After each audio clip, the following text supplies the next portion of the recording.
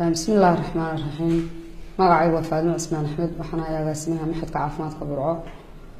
oo muddooyinkii ugu dambeeyay loo isticmaalayay isbitaal ama meel lagu daweeyo dadka xanuunada shubanka oo ku dhacay halkan waxay ahayd iskuulkii maxadka caafimaadka Burco nursingka iyo umulisooyinka iyo shaybaadhadu ay dhigan jireen abaarihii iyo dhibaatadii gobolka ka dhacday la ajligeed markii xanuunka shubanku uu soo siyaaday waxaa laga dhigay isbitaal sababta looga dhigana waxay ahayd isbitaalka oo capacity-giisu iska yaraa ama muggiis oo markii hore la dhacayay dadkii iska xanuunsanayay abaaruhu naafeeyeen oo buuxdhaaf ahaa halkan waxay noqotay marka halkii ugu dhaweyd ee lagu maareyn karayay dadka maadaama ay joogeen dad khibradda iyagu leh oo ah ardaydii si qalin jabinayay ee dhamaynayay iskuulka haato ama kuwii kale ku daba xigay haato ama macallimiintoodii ahaatay 12 bishii afraad ayaa la fasaxay ardaydii kuwa bilowga ah sanadka koowaad ku jiray waxaana shaqada bilaabay ardayda sanadka saddexaad ku jirtay qalin jabinayay ardayda ku xigta dadku runtii markii hore wuu yaraa iska shuban kala duwan ayuu ahaa maalintii 10 8 15 ayaa la soo dhigayay laakiin intii dambe ilaa 20kii bishii Abriil ayay aad u farabateen aad iyo aad bay marka dadka la soo dhigay ama dadka xanuunsanaya u fara badan yihiin aan idhaahdo ilaa iyo bishii shanaad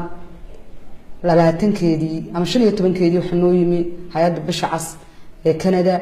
oo ah emergency response ama dadka ka jawaaba masiibooyinka degdega ah kuwa ayaa imaka qaabilay oo runtii si fiican u shaqeynaya taanooyin u rakibay si wacan u shaqeynaya ilaa hadda dadka la soo dhigay waxay ku dhow yihiin 3000 oo isugu jira shubanka caadiga ah iyo shuban biyuudka dhimashadu aad iyo aad bay u yartahay marka loo eego waa wax ka yar 1% 3000 iyo dheeraadka qof waxa dhintay dad u dhaxeeya inkastoo in fact numberkii sax ah hadaan aan haynin 15 ilaa 18 inta u dhaxaysa ayaa dhimantay oo u badan dadka aadka u waayeelka ay xanuunada kala hayay dadka aad u tamar daraa dadka soo daahay ee iyagoo xaaladii ugu dambeysay maraya la keenay waa lagu guuleysay alxamdulillah rabbil caalamiin si fiican baa loo daweeyay waa dawada u baahan yihiin ma aha dawo waqti dheer qaadanaysa waxa weeyaan biyo qofka ka baxay in lagu celiyo qofka marka biyo celin lagu sameeyana de qofka Ilaahay ugu talagalay uu iska noolaanaya waana iska badbaadayay haddaan inta xanuunka kaga baxo fariinta aan u diray dadweynaha maxay tahay waxa weeyaan horta xanuunkan muxuu yahay xanuunkan waa bakteeriya ku fida taabashada gacmaha oo afka galay wax wasaqaysan oo ku raacay ama cunada ama faraha oo afkaaga galay maaha wax ku fida neefsashada maaha wax ku fida salaanta sidee loo kontrooli karaa marka waxa loo kontrooli karaa in meeshii xanuunku joogay horta la ogaado ee uu ka soo baxay ma biyuhu inoo la socdo ma cunadu inoo la socdo xagu horta inooga yimi kow talabaad waxa weeyaan in la jaro silsilada halka ay ka bilaabmayso oo qof waliba uu sameeyo faradhaq faraha saabuun lagu dhaqo mar walba faraha saabuun lagu dhaqo meesha xanuunku ka dilaaco guriga uu ka dilaaco aan la isugu tagin oo inta cagaha la soo wada garsado laga soo wada bixin la soo leed gareeyo dadka markiiba la raro isbitaalka la keeno jaafeel lagu wada mayro faraha saabuun lagu dhaqo meeshii jaafeel lagu shubo hadii aan ciidin buufisa aweedaan jaafeelka weeyaa wax lagu buufiyaa jaafeelka dhaaluud gareeya yani biyo ku dara caagada yar ee jaafeelka ah ku shuba baaldi biyo ah dabeetana meesha ku mayra ku rusheeya faraha dhaqa qofka dhinta xataa marka la mayrayo dadku waa inay gloves xidhan waa inay iska maydhaan waa jeermiska wali uu jooga waa inay faraha iska maydhaan dharka iska maydhaan cagaha iska maydhaan waa in la isticmaalaa saabuunta jaafeelka iyo dhitoosha biyaha waa in la iska karkariyaa hadii kale lagu ridaa chlorine qudradaha suuqa laga keenayo waa in si fiican la isaga maydhaa waxyaabaha suuqa lagu cunayo waa in la joojiyaa cunooyinka karsan ee suuqa yaalla oo dhan gebiyahan waa in la joojiyaa oo aan la cunin biyaha la iska nadiifiyaa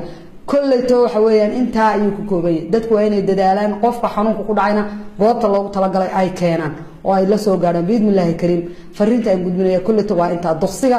iyo waxyaabaha meel biyo fadhiyaan la ilaaliyo wakaalada biyaha lafteeda waxaan kula dardaarmayaa inay daba galaan oo biyo nadiif ah sidii dadku u cabaan waayo biyuhu way jabaan markay jabaan waxa laga yaabaa inay wasakh gasho oo marmar biyaha wasakhda soo saarta taas waa keeni karta iyaduna inuu xanuunku dilaaco ama uu sii kordho ama shubanka sii bato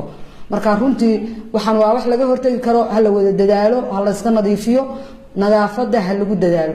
fariinta kale aan diray waxa weeyaan dadka wararka ku-tilkuteenta aan hubin meel walba gelinaya ama Facebook ha ama media ha ama idaacadaha ha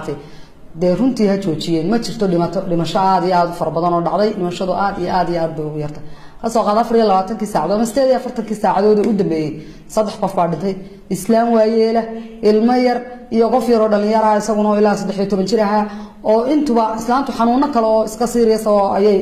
u dhimatay shubankuna uu sii nugleeyay labada qof ee kale dhalinyarada ilmaha yar iyo qof caruurtina laba qof oo aad iyo aad soo fooqbaxay oo serious ayay ahaayeen dadka inta kale way badbaadeen marka runtii waraan la hubin in la sheegaana waa waxaan wacnayn wixii war doonayaan anaga han soo weydiin anaga gacanta ku hayno meeshii joognay hana la soo weydiiyo sida xaaladdu tahay laakiin in qofkii doonaa war iska qoro war beera sheega waa waxaan qurux badnayn. Assalaamu calaykum waraxmatullaahi wabarakaatuh.